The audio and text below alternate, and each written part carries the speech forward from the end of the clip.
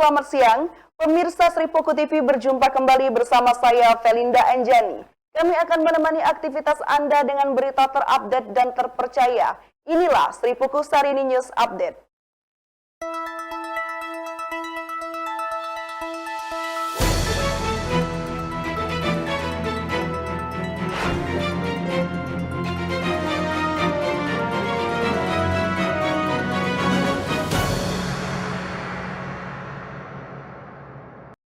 Perwakilan driver online melakukan aksi damai mendatangi gedung DPRD Sumsel, tergabung dalam DPD ADO Sumatera Selatan bersama paguyuban dan komunitas menyampaikan 3 tuntutan terkait kenaikan BBM bersubsidi Selasa 20 September 2022.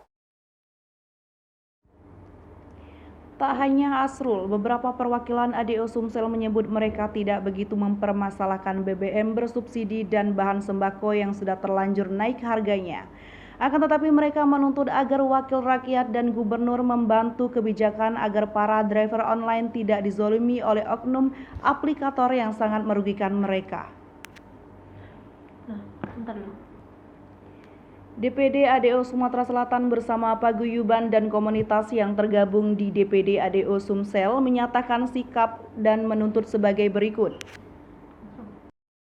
Mengajukan kepada pemerintah Provinsi Sumsel agar dapat meminta kepada Kementerian Perhubungan Pusat untuk dapat menentukan tarif dasar ojek online, baik R2 maupun R4, tarif batas bawah dan tarif batas atas, sesuai dengan kondisi daerah di Provinsi Sumsel dan ditetapkan oleh pemerintah provinsi masing-masing, tidak bersifat nasional. Mengajukan kepada Ketua DPRD Provinsi Sumsel atau pemerintah Provinsi Sumsel meminta kepada Kementerian Perhubungan agar menentukan biaya pemotongan aplikator disamaratakan, yaitu sebesar 10% tanpa biaya yang lainnya dan ditetapkan di provinsi masing-masing. Meminta kepada anggota Dewan atau pemerintah Provinsi Sumsel untuk seluruh anggota ojol baik R2 maupun R4 mendapatkan kompensasi kenaikan harga BBM bersubsidi atau BLT. Komunikasi jalan kepada anggota yang lain. Hari ini kami datang ke sini ingin menyampaikan aspirasi kami, Pak. Yang pertama, kami ingin adanya penetapan tarif dasar atas dan bawah itu ada di Provinsi Sumatera Selatan. Kami tahu ada peraturan Menteri Nomor 12 yang menyatakan payung hukum driver online ini, tapi tidak sempurna.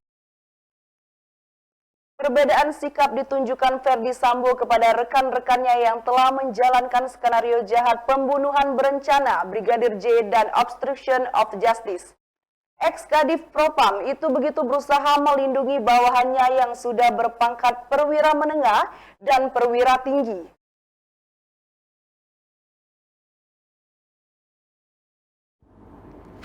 Mereka adalah Brigjen Hendra Kurniawan dan Kombes Agus Nurpatria yang akhirnya terseret dan menjadi tersangka kasus obstruction of justice.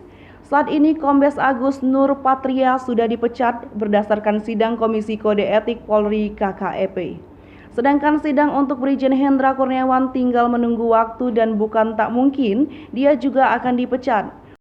Upaya Ferdi Sambo yang terkesan pilih kasih kepada Brigjen Hendra Kurniawan dan Kombes Agus Nurpatria terlihat dalam surat yang ditulis suami Putri Chandrawati itu. Adapun surat Ferdi Sambo itu diunggah di akun Instagram pribadi Selisha selaku istri Hendra Kurniawan. Dalam surat bertanda tangan dan bermaterai tanggal 30 Agustus 2022 itu, Ferdi Sambo pasang badan kepada Brigjen Hendra Kurniawan dan Kombes Agus Nurpatria. Dia bahkan menyebut kedua bekas anak buahnya itu sebagai aset Polri yang tak layak dikenakan sanksi dalam penanganan kasus obstruction of justice.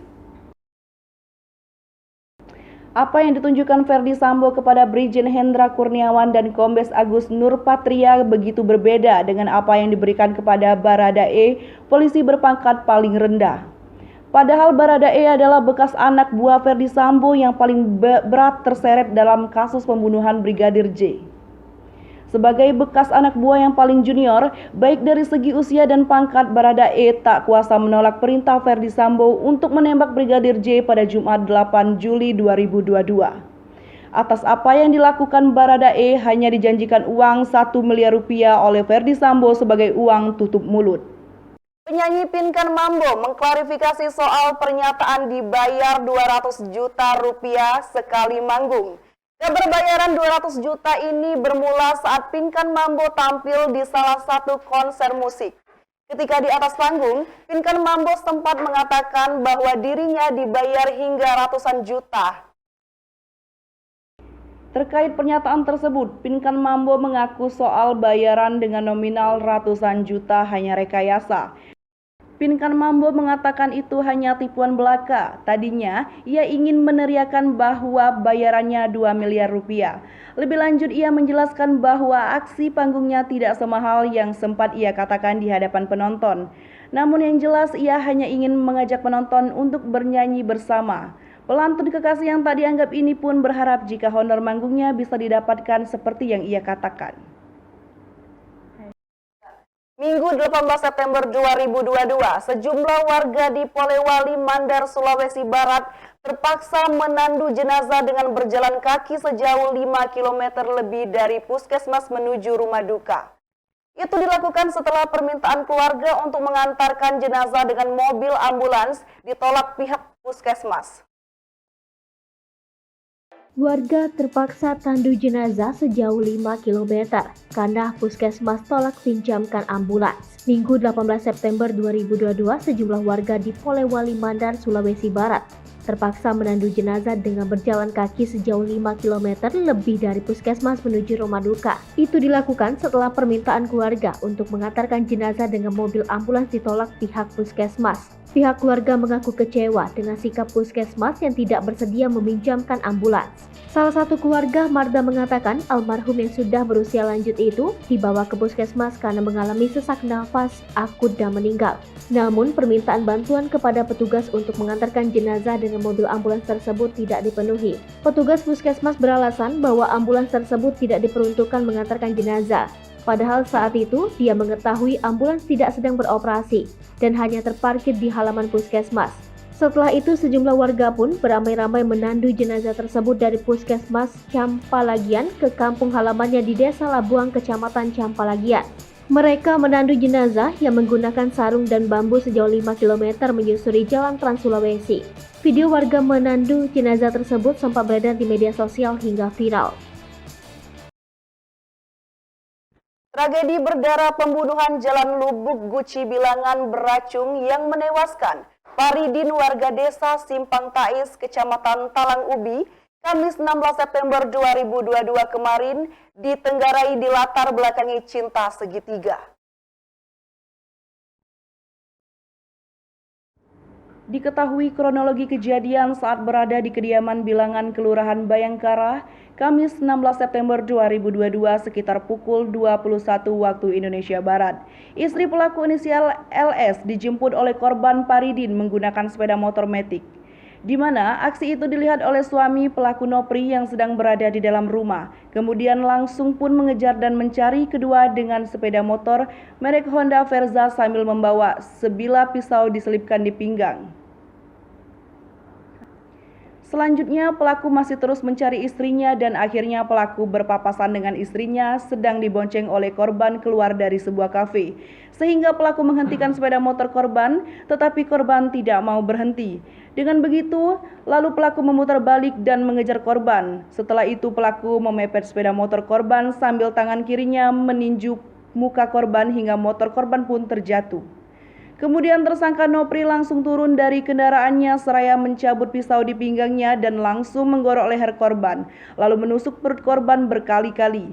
Setelah itu pelaku menyuruh istrinya pulang dengan menggunakan sepeda motor yang dipakai pelaku.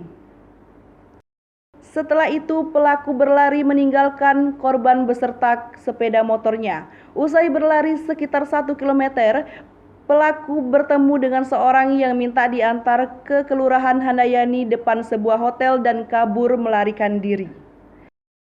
Dengan adanya kejadian tersebut, korban meninggal dunia di TKP. Pihak keluarga merasa keberatan dan melaporkan kejadian tersebut di Polres Pali guna proses hukum lebih lanjut. Kita Nopri ya? Iya, Pak. Kita tahu ngapa kita dibawa sini? Ditangkap? Tahu, Pak. Tahu ngapa? Pembunuhan, Pak. Pembunuhan. Ngapa kau bunuh? Istri ke bawah dia, Pak. Hah? Ada istriku, Pak. Karena istri kau ngapo? Dibawa. Dibawa siapa? Dibawa si korban. Bawa korban. Bawa kemana? Ke kafe, Pak. Hah? Ke Ke KPI? iya, Pak. KPI di mana? Sana, Pak. Di mana itu? Di Buci. Iya. Di dekat kejadian. Iya, Pak. Kau berapa kali Itu nusuk bini nih? kau bukan? Bini aku, Pak. Bini Sah, kau. bini sah. Binisa. Oh, dari siapa bini dibawa oleh Paridin?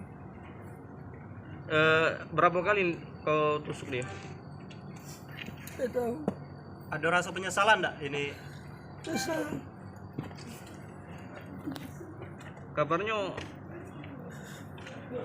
nangis.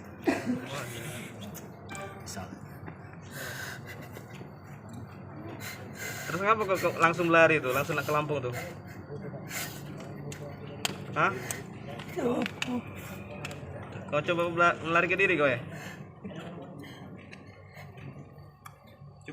Cukup. Berita tadi mengakhiri perjumpaan kita siang ini. Saya Velinda Anjani pamit undur diri dan jangan lupa like, komen, dan subscribe untuk selalu mendapatkan berita terkini dan terupdate dari kami. Hai pemirsa Sri Popo TV, jangan lupa komen, like, dan subscribe, serta tonton terus berita-berita terupdate lainnya ya.